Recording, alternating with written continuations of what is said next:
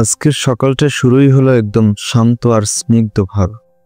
ঘুম ভাঙতেই জানালার ওপাশে দেখি ঘন মেঘে ঢাকা আকাশ। চারপাশে যেন একটা নরম আলো ছড়িয়ে আছে।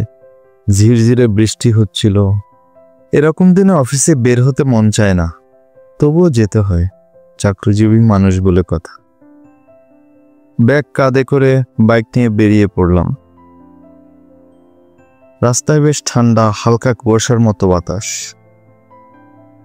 এই শহরের মেঘলা রূপটাও বেশ সুন্দর।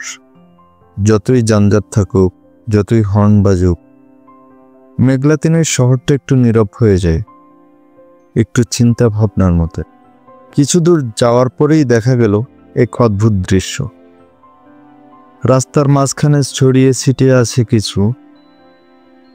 দেখে প্রথমে মনে হলো প্রতিদিনের ময়লা, তারপর মনে হলো না, এটা অন্য কিছু হবে।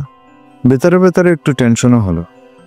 এইটা যদি টায়ারে লাগে, অফিসে যাওয়াটাই আজকের মতো শেষ। তাই একটু সতর্কভাবে আস্তে আস্তে গাড়ি চালাচ্ছিলাম।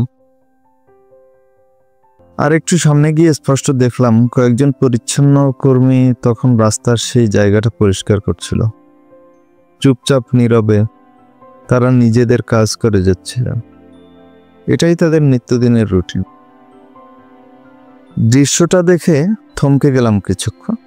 মনে হলো শহরের আসল হিরো এরাই। এই পরিচ্ছন্ন কর্মীরাই আসলে দিনের প্রথম আলো হয়ে ওঠে। এভাবেই দিনের শুরুটা মেঘলা হলেও মনের ভিতর ছড়িয়ে দিলে একরকম আলোর অনুভব। কখনো কখনো রাস্তায় হাঁটতে হাঁটতে জীবন কিছু ছোট ছোট পাঠ দিয়ে দেয়।